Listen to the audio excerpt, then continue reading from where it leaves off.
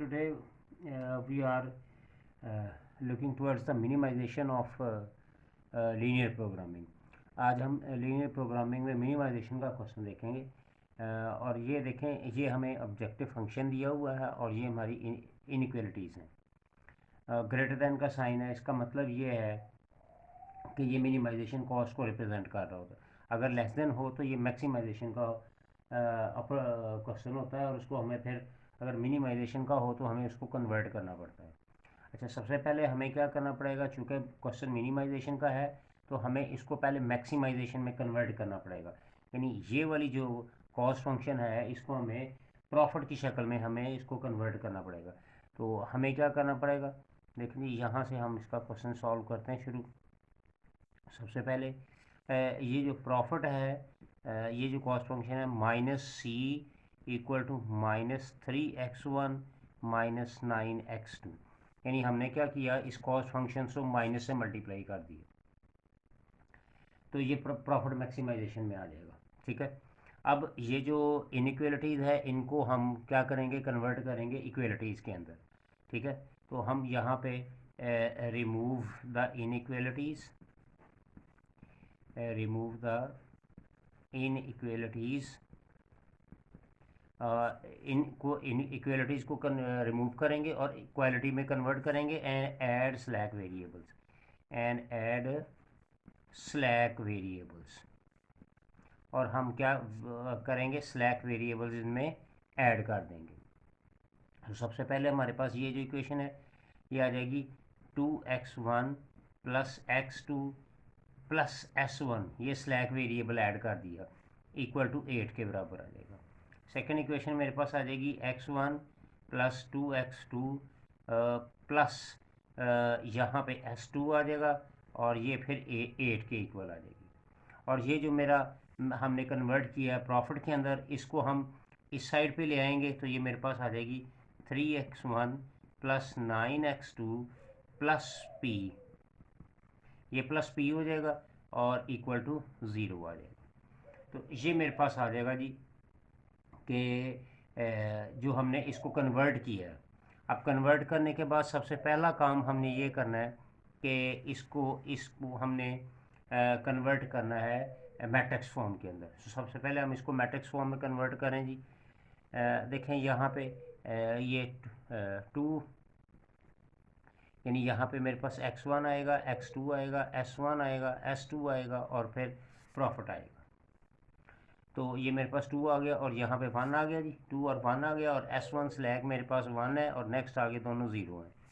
इस इक्वेशन के अंदर ये 1 आ गया कोएफिशिएंट, ये फिर 2 आ गया, s1 मेरे पास नहीं है, ये देखिए यहाँ पे 0 है, s2 मेरे पास 1 है और प्रॉफिट भी मेरे पास 0 है।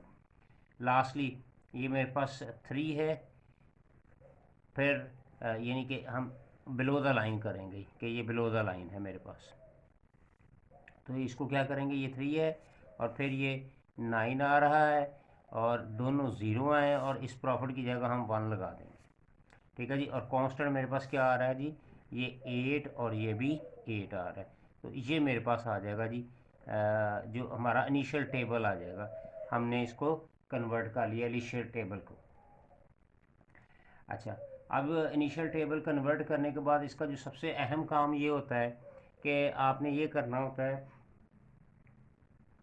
कि आप देखें यहाँ पे ये जो टेबल है इसमें से जो लोएस्ट वैल्यू है, पहले तो हमने ये चेक करनी होती है नेगेटिव वैल्यू। अगर नेगेटिव वैल्यू नहीं है तो फिर हम देखते हैं कि इसमें से वैल्यू कौन सी है, लोएस्ट वैल्यू है। तो ये मेरे पास लोएस्ट वैल्यू इधर से आ रही है।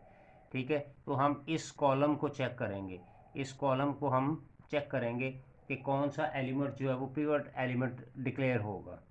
अब हम इसको डिक्लेयर करने के लिए हम क्या करेंगे, ये जो 8 है इसको हम 2 पे डिवाइड करेंगे, 8 को 2 पे डिवाइड करेंगे तो 4 आ जाएगा, फिर 8 को 1 पे डिवाइड करूँगा तो मेरे पास 8 आ जाएगा। इसका मतलब लोएस्ट वैल्यू मेरे पास कितनी आ गई, 4 आ गई। तो यहाँ से अगर मैं देखूँ तो ये मेरे पास ये कॉलम ये एलिमेंट आ रहा है और यहाँ से इस कॉलम में भी ये 2 आ रहा है, तो इसका मतलब 2 जो है वो मेरा क्या बन जाएगा, पिवट एलिमेंट बन जाएगा। ठीक है जी, तो इस तरह से ये पिवट एलिमेंट बन गया। अब यहाँ पे इसका मतलब ये है कि ये जो पिवट एलिमेंट 2 डिक्लेयर हुआ है, अब हमें इसको क्या करना पड़ेगा, हमें इसे करना पड़ेगा कि इसे हमें बनाना पड़ेगा 1, इसको हमें 1 बनाना पड़ेगा और इनको 0 और इसको भी 0 बनाना पड़ेगा। तो सबसे पहले इसको 1 बनाने के लिए हमें क्या करना पड़ेगा, सबसे हमें डिवाइड करना पड़ेगा 2 पे। तो देखें जी, मैं इसको डिवाइड करता हूँ यहाँ पे। अब देखें यहाँ पे मैं इसको 2 पे डिवाइड करने ले जा रहा हूँ। तो ये मेरे पास आ गया x1, फिर x2 आ गया, s1 आ गया, s2 आ गया और p आ गया। तो जब मैं 2 पे डिवाइड करूँगा तो ये 1 आ जाएगा, ये 1/2 आ जाएगा, ये भी 1/2 आ जाएगा, ये नेक्स्ट 0 आ जाएंगे, और ये जो लास्ट कॉलम है ए, इसको 2 पे डिवाइड करेंगे तो 4 आ जाएगा, और बाकी जो है वो एज इट इज़ हम लिख देंगे, बाकी में कोई चेंज नहीं आएगा। ये 3 वैसे ही आ जाएगा, ये 9 आ गया, 0 0 1 और ये 0 आ गया। तो ये जी मेरा पहला जो है, हमने पहला काम जो है वो इसको हमने 1 क्रिएट कर लिया, 1 बना लिया। अच्छा, अब नेक्स्ट क्या करना है, हमें इसको 0 बनाना है और इसको 0 बनाना है, दोनों को 0 बनाना है। यानी मैंने इसको अगर 0 बनाना है तो मुझे क्या करने का पड़ेगा माइनस करना पड़ेगा। यानी क्या करना पड़ेगा, R2 माइनस R1, सिंपल। यानी 1 में से 1 कर माइनस करूँगा तो ये 0 हो जाएगा। तो चलें इसको पहले, सबसे पहले हम इसको सॉल्व करते हैं कि ये 0 कैसे बनेगा। देखिए मेरे पास x1 है, अगेन x2 है, s1 है, s2 है और p है। देखें ये, इसको तो हमने कुछ नहीं कहना, ये तो एज इट इज़ आ जाएगा, 0 0 और लास्ट में हमारा कॉलम आएगा, ये 4 आ जाएगा। ठीक है जी। अच्छा जी, अब यहाँ पे देखें ज़रा, ये 0 बन गया, मैंने क्या किया, 1 माइनस 1 किया तो ये 0 आ गया। ठीक है जी। नेक्स्ट अब इसको हमने क्या करना है, ये R2 माइनस R1 यानी 2 माइनस 1/2, 2 माइनस 1/2, तो ये क्या आ जाएगा, 3/2 आ जाएगा। फिर इस तरह से इसको भी मैंने ऐसे ही करना है, 0 माइनस 1/2, तो ये -1/2 आ जाएगा। फिर इसको ऐसे सॉल्व करना है, 1 माइनस 0, ये भी 1 आ जाएगा, 0 माइनस 0 करेंगे तो ये सारा ही 0 माइनस 0, तो ये 0 ही आ जाएगा। और इसको भी ऐसे ही करेंगे तो 8 माइनस 4 करेंगे तो ये 4 आ जाएगा। तो ये मेरे पास रोस R2 जो है वो प्रिपेयर हो गई। तो यहाँ पे हम लिखेंगे 3/2, फिर मेरे पास आया था -1/2, 1 आया, 0 आया और यहाँ पे लास्टली 4 आया। अब हमने क्या करना है, देखें ज़रा, अब हमने इसको 0 बनाना है, R3 को। इसका मतलब पहले हम R3 लिख लें, इसको 0 बनाना है, माइनस हमने इससे मल्टीप्लाई करना है, यानी इससे मल्टीप्लाई करना है, और किससे मल्टीप्लाई करूँगा, 3 से, तभी ये माइनस हो जाएगा। तो 3 से मल्टीप्लाई करना है किसको, R1 को, मुझे R1 को मल्टीप्लाई करना। अब हम इसको पहले ड्रॉ कर लेते हैं, पहला तो 0 आ जाएगा, इसमें तो कोई शक नहीं है। अब इसको हम देखें ज़रा, पहले आप 9 लिखेंगे, माइनस आपने 3 से मल्टीप्लाई करना है, ये लिखा हुआ है 3R1, 3 से मल्टीप्लाई करना है और किसको करना है, R1 से। R1 क्या है, 1/2। अगेन ये 0 है, -3 से मल्टीप्लाई करना है और किसको करना है, 1/2 को, क्योंकि R1 की बात कर रहे हैं। अगेन ये 0 है, -3 से मल्टीप्लाई करना है और किसको करना है, 0 R1 को, तो वहाँ पे 0 है। अगेन ये 1 आ गया, 3 से मल्टीप्लाई करेंगे और किसको करेंगे, 0 से, ये 0 आ गया। और लास्टली 3 से मल्टीप्लाई करेंगे और किसको करेंगे, R1 को, R1 क्या है, 4 है, तो ये आ गया। तो ये मेरे पास आंसर आ गया जी, 9 माइनस 3/2। तो ये सॉल्व करेंगे तो 18 में से 3 15/2 आ जाएगा। तो ये पहला 15/2 आ गया, ये -3/2 आ गया, ये दोनों ही 0 हो गए, चूँकि ये भी 0 है, ये 1 रह जाएगा और ये -12 आ जाएगा। तो ये मेरे पास कॉलम आ गया जी, मैं हमारा आ गया जी 15/2 आ गया, फिर मेरे पास -3/2 आ गया, फिर 0 आया जी, फिर 1 आया और लास्ट पे -12 आ गया। तो इस तरह से हमने ये सारा जो कॉलम जो है 100 की फॉर्म में हमने इसको कन्वर्ट कर लिया। अच्छा जी, अब हमें क्या करना है, देखिए ज़रा, अगेन हमें पिवट एलिमेंट देखना पड़ेगा कि कौन सा पिवट एलिमेंट है, कि किसको हमने 1 बनाना है। हमने इस 4 को और इस 4 को हमने डिवाइड करना है 1/2 पे। पहले हम 4 को डिवाइड करेंगे 1/2, इसका मतलब 4 × 2 आ गया, तो ये 8 आ गया। फिर इसको 4 को करेंगे डिवाइड 3/2, इसका मतलब 4 इंटू 2/3, तो ये आ गया 8/3। तो ये वाली वैल्यू जो है ये सबसे कम है, छोटी वैल्यू है, ये बड़ी है ये छोटी है, तो इसका मतलब ये पीवट एलिमेंट आ गया 3/2। ठीक है जी। अब ये पीवट एलिमेंट है, तो इस पीवट एलिमेंट को हमें इस पीवट एलिमेंट को अब क्या करना है, 1 बनाना है। तो 1 बनाने के लिए क्या करना पड़ेगा, हमें 2/3 से मल्टीप्लाई करना पड़ेगा। तो देखिए मैं ज़रा इस कॉलम को एज इट इज़ रहने देते हैं। अब यहाँ पे हम इसको सॉल्व करते हैं। देखिए इसको मैंने 1 बनाना है, तो 1 बनाने के लिए मुझे क्या करना पड़ेगा, मुझे इस सारे कॉलम को 2/3 से मल्टीप्लाई करना पड़ेगा। अगेन x1 लिखते हैं हम, x1 है, ये x2 है, ये s1 है, ये s2 है हमारे पास।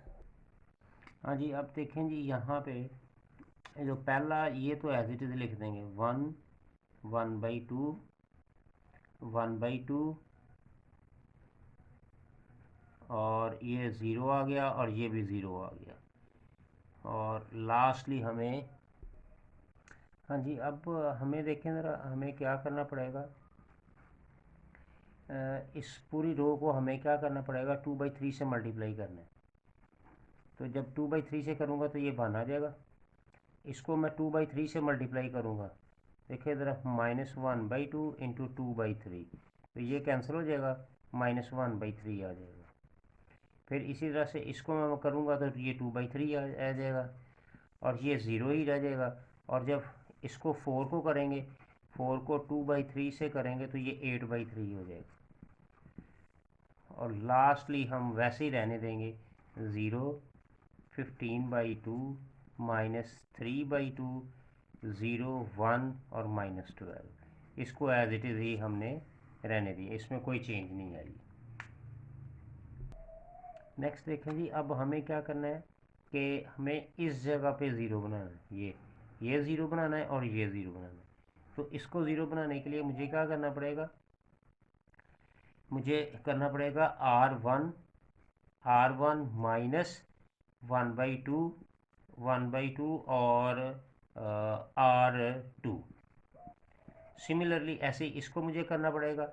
ये है R3, हम इसको कह देते हैं R3 माइनस, अब ये 15/2 है, तो 15/2, और हमें किससे करना पड़ेगा, R2 को। तो हमें ये काम करना पड़ेगा, तो हमारे पास ये 0 और 0 इस फॉर्म में आ जाएगी।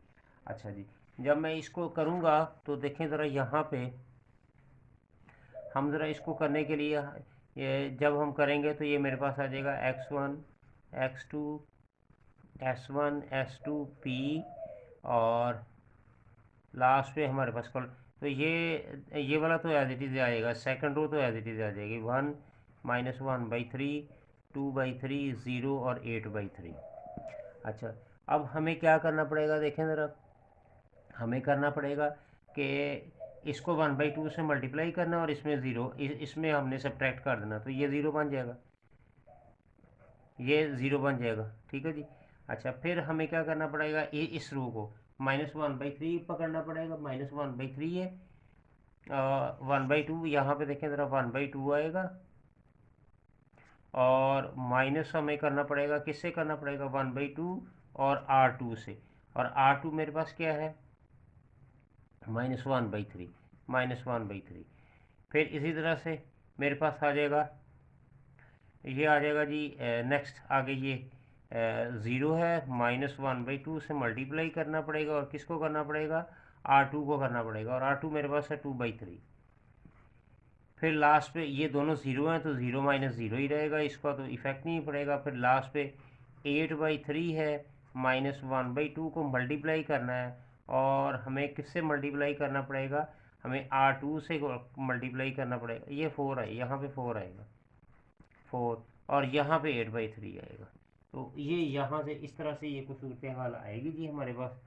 तो ये मेरे पास रिज़ल्ट आ जाएगा 1/2 + 1/6। ठीक है जी। तो ये आ जाएगा +1 और 3, 4/6 आ जाएगा, यानी कि 2/3 आ जाएगा। तो ये आ जाएगा जी मेरे पास 2/3। 3 आ जाएगा। नेक्स्ट आगे ये 2 से 2 कैंसिल हो जाएगा, -1/3 आ जाएगा, ये -1/3 आ जाएगा। नेक्स्ट 0 ही आ जाएगा।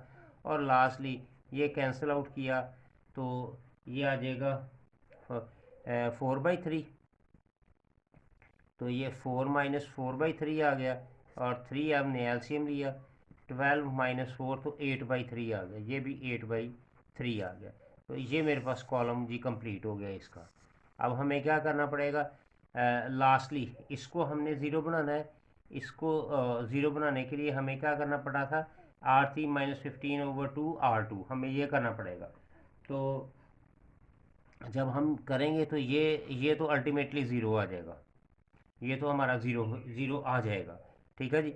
और फिर हमें क्या करना पड़ेगा, जब मैं इस आखिरी कॉलम को मैं अगर चेक करूं तो ये आएगा, देखें ज़रा, 8/3 है। हमें करना पड़ेगा R3 -12 -15/2 और हमें देखना पड़ेगा R2 क्या है, 8/3। तो इसको जब सॉल्व करेंगे तो ये मेरे पास आ जाएगा -32 आ जाएगा, ये -32। और यहाँ पे कोई ना कोई वैल्यूज़ यहाँ पे हमारे पास आ जाएगी, निकल आएगा, हमारे पास रिज़ल्ट निकल आएगा। अच्छा, अगर हम गौर से देखें, बड़ा क्लियर हो गया हमारे पास ये। अच्छा जी, आप देखेंगे तो x1 यहाँ से देखें तो ये 1 आ रहा है, और इसके बिल्कुल सामने देखेंगे तो 8/3 आ रहा है। इसका मतलब x1 मेरे पास कितना आ गया, 8/3। और सिमिलरली x2 के कॉलम में यहाँ पे 1 आ रहा है और इसके सामने भी क्या आ रहा है, 8/3। तो x2 मेरे पास कितना आ गया, 8/3। अच्छा, और ये जो टोटल रिजल्ट मेरे पास देखें ज़रा, कॉस्ट का कितना आ रहा है, -32 आ रहा है। ठीक है, यहाँ पे हमें वैसे रिजल्ट क्लियरली नज़र आ रहा है, लेकिन हमारे पास देखें ज़रा कॉस्ट फंक्शन था क्या, हम उसको ज़रा चेक कर लें और फिर आंसर देखें ज़रा। ये देखें, ये कॉस्ट फंक्शन था मेरे पास, हमने इसको इसमें कन्वर्ट किया था, ये -3x1 -9x2। तो ये देखें यहाँ पे हमारे पास क्या आएगा, -3x1 -9x2। -3x1 की जगह 8/3, 9x की जगह भी 8/3। तो ये कैंसिल होके -8 आ गया और ये कैंसिल होके 24 आ गया, तो -32 आ गया। देखिए वही रिज़ल्ट आया जो यहाँ पे आ रहा था, ये आया है, कॉस्ट फंक्शन आया है।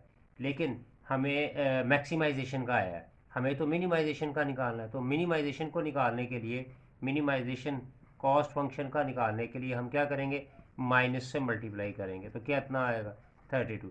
तो ये मेरे पास कॉस्ट फंक्शन आया जी, जो कि हमारा गिवन क्वेश्चन था उसके अंदर।